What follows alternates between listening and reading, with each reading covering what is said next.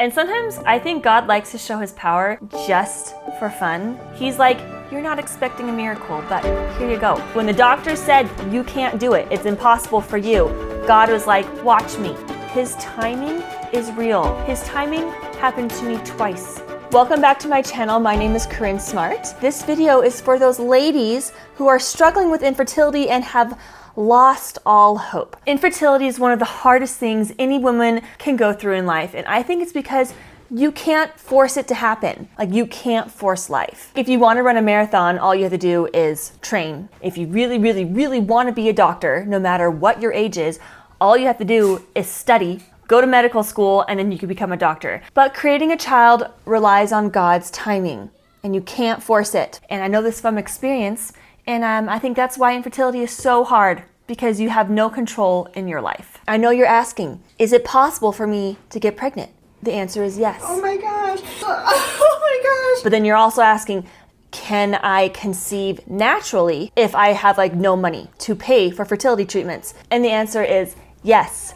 Yes, it happened to me, both things. Okay, so I'm gonna tell you a little bit about my story and then give you some helpful tips that my doctor gave me that actually really helped when I was struggling with infertility. If you're new to my channel, I struggled with infertility for at least 6 years. All right, Corinne.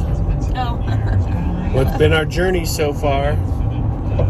6 years of trying to have a child. So here we are on delivery day. We're on our way a little bit early, but it's okay. So 6 years to get my first daughter, okay? I did everything. We had one baby, my daughter Valerie, and then after all those embryos were used, then I was able to conceive naturally with my other daughter, Dolly. That's your baby. That's your sister. Her name is Dolly. So I know from firsthand that it's God's timing, because we were doing everything we could possibly do to get pregnant, taking all the drugs, doing all the procedures, everything, and it still didn't work. And it was literally God's timing, okay? So here is how I can prove that. So when we were going through infertility treatments, my doctor, he gave me words of wisdom when another fertility treatment failed, okay? So he said, you will look back at this moment and realize why it didn't happen. And his words of wisdom were so on point. I'm really grateful that all of my fertility treatments leading up to that point didn't work, because when it did work, I found out my why. So I did 6 IUIs. If you remember, my follicles a couple days ago were too small, they weren't matured yet. So I'm hoping I don't have to pay for another IUI. And then when those failed, we went to doing IVF. I did an egg retrieval round, was on all of my meds. They got 4 follicles. I was crying earlier because I thought I only had 2 eggs. But maybe they found 3 now, and maybe a 4th one. And none of them turned into an embryo. So yesterday they took out 4 eggs with my egg retrieval, and none of them are mature. They won't get fertilized, and I just threw away $15,000. So my doctor, he was wise, and he was like, hey, don't do any more egg retrievals on yourself because your eggs are just terrible. I recommend you using an egg donor. Today our life took a big turn as we found out that IVF is probably not the best route for us to go, as my eggs suck. What they did tell us today is for us to be able to have our own children, it would better be with an anonymous egg donor, a known egg donor, or a person who donates their embryos to us. We decided to use an anonymous egg donor, and then we got 5 embryos from that egg donor and my husband's sperm. It's 77% chance that you will get pregnant if you use an egg donor's eggs, okay? So we had A quality embryos. We put 1 in each time, failed, which shocked me. Second one, failed, which shocked me. And this is when he said, you'll look back on this and be like, okay, you'll know why this keeps failing. Also, they decided to check my uterus after 5 years of infertility at that point, and were like, oh, you actually have endometritis, not endometriosis, endometritis. This is a picture of the inside of my uterus. So normally your uterus is supposed to be white, but mine is splotched red all over. This is not normal. I will link it up here or in the description and you can watch it. Basically, my uterus was inflamed and so embryos could not implant in my uterine wall. The red splotches are not blood. It's literally inflamed skin. So they found that out, they gave me antibiotics and they fixed it. And then the third embryo we were about to transfer, literally 2 days before we were supposed to transfer, I called my doctor and I was like, hey, I have COVID. What do you want me to do? And he's like, inflammation is killer to implantation. Let's just hold off, which was so frustrating because it takes your body like 2 months to prepare for an embryo transfer. I decided to listen to his guidance. We postponed it, and then we finally were able to transfer my daughter's embryo. And it finally stuck. That's amazing. Okay, we're not gonna freak out. Calm. Embryo transfer finally maybe worked, maybe. It's saying it worked. The third one. So the third out of the 5 embryos of an egg donor finally worked. Take this off. Yes. Hi. Okay, go ahead. So we were finally pregnant. I was so excited. Yes! A girl. So awesome. And then this is when I found out my why. So I was 5.5 months pregnant when my mom decided to leave the earth early and go back to heaven by choice. So my mom passed away. I was devastated. But I knew then my why. I knew that God had waited to send me my daughter until I really needed her. So losing my mom in that traumatic way was just, my soul, like, never cried as hard in my life as that moment. And my daughter was big enough in my belly that I could feel her, but not too far along. So if I didn't get COVID and I transferred her 2 months before, I would be close to delivering at that point. I wouldn't have been able to help my stepdad with the funeral arrangements, wouldn't have been able to, I would have been so close to delivery, and I think all that trauma and sadness would have maybe induced me early, or something bad could have happened. But God knew that giving me a baby during the saddest time of my life would be a comfort for me. So that was my why. If you guys are still here, please like and subscribe. Liking this video helps spread it to more people who might be struggling and just need a little glimpse of hope. And if you've been struggling with infertility for a long time, or if you are a mother, comment below and write a little message of hope. You've learned a lot during your journey. Share your words of wisdom. I would love to see it. So we had those 5 embryos, and Valerie, my first daughter, was the 3rd out of the 5, and then the last 2 failed.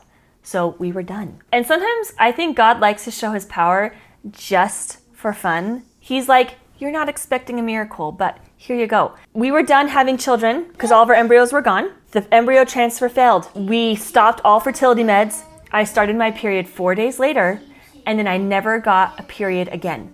So the month after stopping fertility treatments is when I conceived naturally. Miracle, okay? With a person who has terrible egg quality, me, my eggs suck, was able to get pregnant naturally. When the doctor said, you can't do it, it's impossible for you, God was like, watch me. When that actually happens in real life, it shocks me. So I was at a wedding earlier that summer before we finished all fertility treatments, and our friend also who was going for infertility treatments, they conceived naturally the month after stopping fertility treatments. So this is where the moral of this whole story is. You can't force fertility. God's timing is a real thing. It's real. One thing that I know for certain is God is in control of life. When he wants it to happen, he will make it happen. And I know that you're asking, but what if it doesn't happen? Every single woman going through infertility asks themselves the same question. So this is why I say, live your life. Do all that you can do to create your baby, but don't stop living. If you want to go on that Europe trip, but you're postponing it just in case you're pregnant, don't. Plan that Europe trip and go. If you're wanting to change your career because you hate it, and you say to yourself, if I can't have children, then I'll change my career. Don't wait.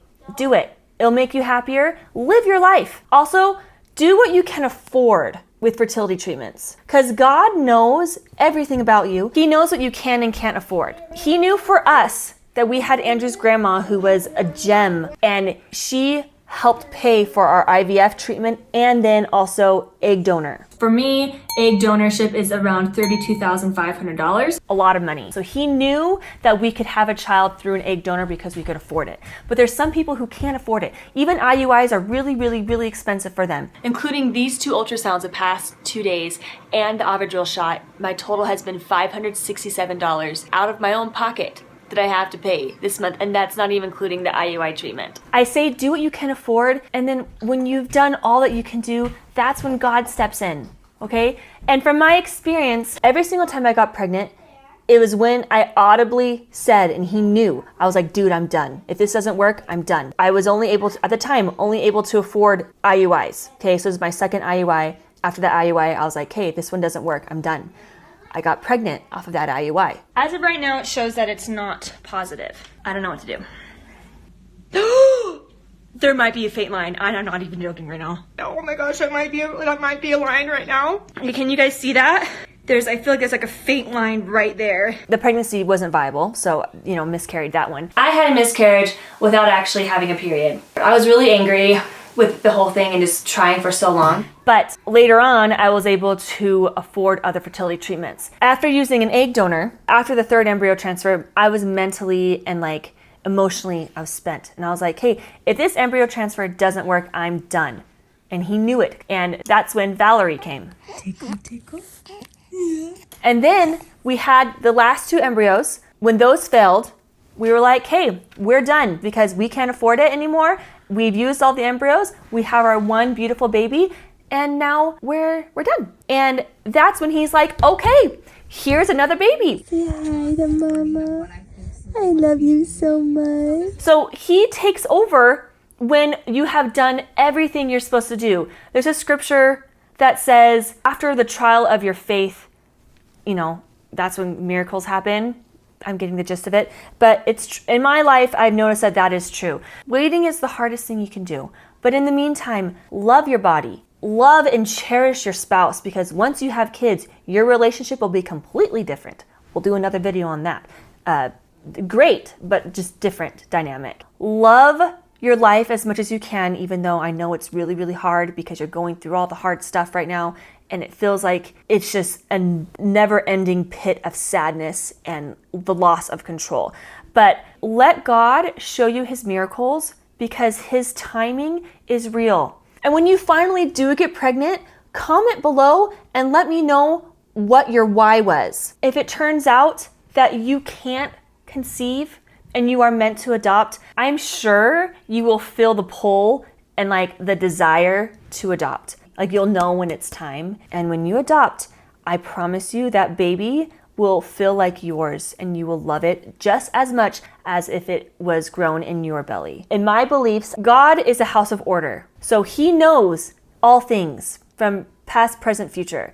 Obviously, he knows what family you're supposed to be in. He knows what spirit is supposed to go down to which family. So even if your body couldn't grow the body for your child, that spirit was always meant to be with you, even if it was from a birth mother. But right now, let's think positively and give yourself all the good vibes. Look for God's miracles. Talk to him. Let him know what you're feeling and what you're thinking. You might not have experiences like mine. It might be a lot easier for you to get pregnant, but God needed me to learn things during my infertility trial that I never would have learned unless I went through infertility. I know, it's a long story. Let me know in the comments if you've ever experienced God's timing in your life. It doesn't have to be about infertility. It could be about anything. I love to see it because God literally shows his miracles every single day. If you haven't already, like this video and subscribe. I am trying to get to 10,000 subscribers by the end of the year. My channel is for mamas and those hoping to be. I'm really, really happy to have you here. Thank you so much for watching. Good luck, ladies.